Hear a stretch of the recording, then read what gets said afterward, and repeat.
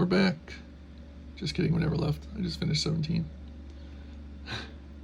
And I just had to take a milk dud break.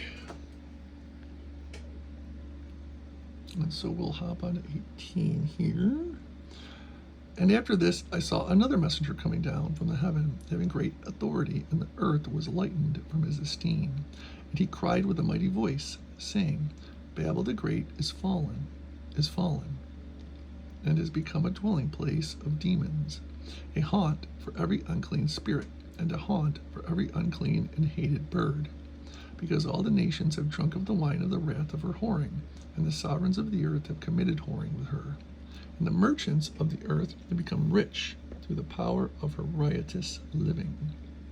And I heard another voice from the heavens saying, Come out of her, my people, lest you share in her sins, and lest you receive of her plagues. Now, if this isn't a call to get your butt out of the cities, I don't know what is. However, I also kind of question that, because in today's day and age, I don't really think you're going to be safe anywhere, especially if you can't buy or sell, if you don't have the mark of the beast. And I just don't think, I think there's a lot of people that have their mags, their mutual assistance groups, and they're out in the middle of wherever, and they're just going to work together. I sincerely doubt that once the peoples in the cities are kind of controlled, for the most part, they won't start sending, armed people out to the suburbs to dismantle the mutual assistance groups and people who are trying to escape. It's not like they're just going to be like, well, they beat us. They moved out, 20 miles that way.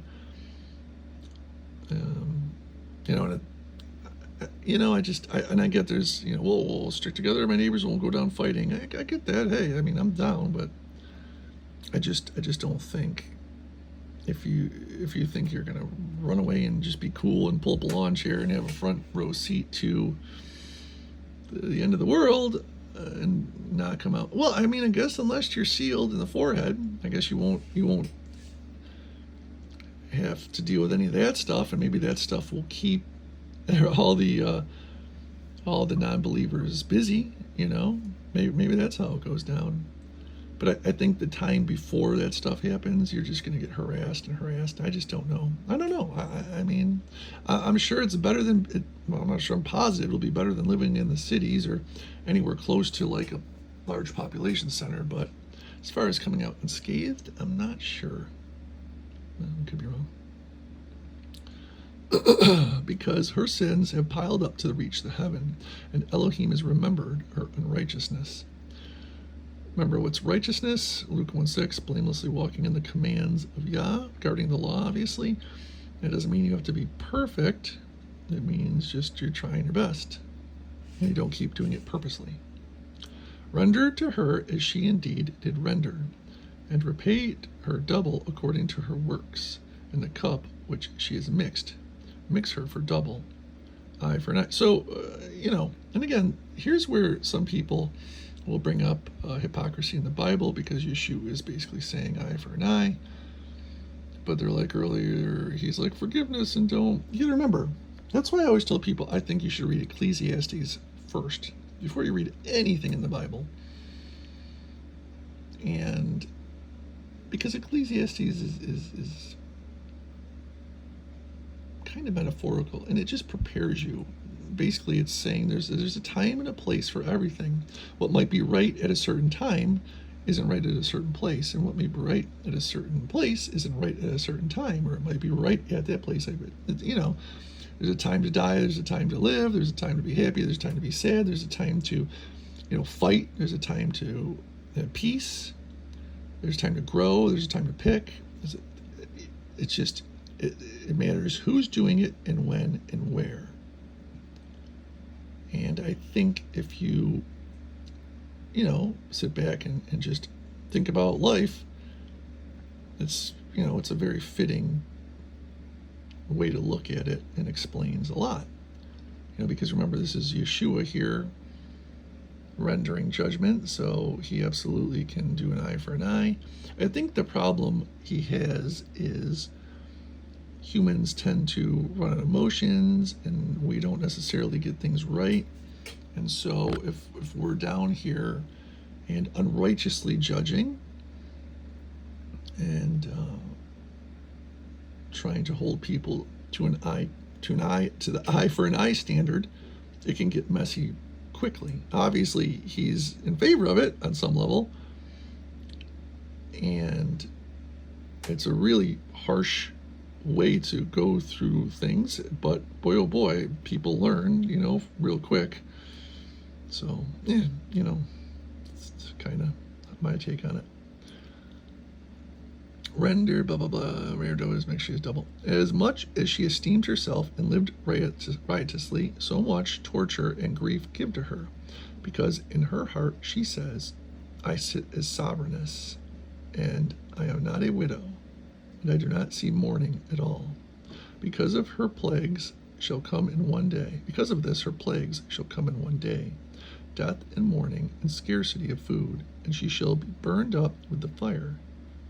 Because Yahweh, Elohim, who judges her, is mighty. And the sovereigns of the earth who committed whoring and lived riotously with her shall weep and mourn over her when they see the smoke of her burning. They're not sad that oh, my friend is dead. They're just sad because their meal ticket's gone. I think, if you're or their teacher or whatever, standing at a distance for fear of her torture, saying, "Woe, woe, the great city Babel, the mighty city, because your judgment has come in 1 hour." Well, again, that one's a huge one. You can really get into a really deep rabbit hole if you're doing the whole literalist shtick. That seems to indicate to me a very powerful weapon is used on the city, the horror, whatever you want to make it out to be. Or maybe it means something completely different. And the merchants of the earth weep and mourn over her, because no one buys their merchandise anymore. There you go. It's not about real love. Merchandise of gold and silver and precious stone and pearls and fine linen and purple and silk and scarlet and all citron wood and every object of ivory and every object of most precious wood and bronze and iron and marble, and cinnamon and incense and fragrant oil and frankincense and wine and oil and fine flour and wheat and cattle and sheep and horses and carriages and bodies and lives of men. Oh my. So as you can see, this is a powerful entity that is buying up stuff from all over the world. And the fruit that your being longed for is gone from you, and all your riches and splendor are lost to you, and you shall find them no more, not at all. The merchants of these who became rich by her shall stand at a distance for fear of her torture, weeping and mourning, saying, "Woe, woe, the great city that was dressed in fine linen and purple and scarlet, and adorned with gold and precious stones and pearls. For in 1 hour such great riches was laid waste. And every shipmaster and every passenger and sailors, and as many as worked to sea for their living, stood at a distance, and cried out when they saw the smoke of her burning, saying, What is like this great city? And they threw dust on their heads and cried out, weeping and mourning, and saying, Woe, woe, the great city in which all who had ships on the sea became rich by her wealth. For in 1 hour she was laid waste. Rejoice over her, O heaven, and you set apart emissaries and prophets, for Elohim has completely avenged you on her. You remember all the people that were squawking a couple of chapters ago and going, oh, how long, Lord, will you wait to, kill these clowns? And see, now he's like, you guys can party now. I got them all. And one mighty messenger picked up a stone like a great millstone and threw it into the sea, saying, With such a rush the great city Babel shall be thrown down and shall not be found any more at all. And obviously, people are like, well, see, this is talking about old Babel. This is old, this is already gone by. Now, it can't be old Babel because that sits in modern, present-day Iraq, I believe. So I don't think that's the old Babel, because there's some people that kind of believe that. Maybe I'm wrong. But it's definitely been found, so I don't think so. And the sounds of harpists and musicians and flautists and trumpeters shall not be heard in you any more at all. And no craftsman of any trade shall be found in you any more at all. And the sound of a millstone shall not be heard in you any more. You guys guess it? At all. And the light of a lamp shall not shine in you any more at all. And the voice of the bridegroom and bride shall not be heard in you any more at all. For your merchants were the great ones of the earth. For by your drug sorcery all the nations were laid waste. Now, I'm sure a lot of people are thinking so far about America, because this pretty much explains how we've poisoned the world with all our nonsense and all that. I mean, I guess you could make an argument for that. I don't know. Make an argument for a lot of this if you kind of creep into your own interpretation. But that's why I try to be a little bit more of a literalist, because once you start getting into your interpretation and then you hear someone else's and you change you just get farther and farther away from. Well, I guess I should say you don't always, but it's a gateway which can lead you questioning other parts which you shouldn't be questioning, etc., etc. So that's why I kind of try to avoid that too. So,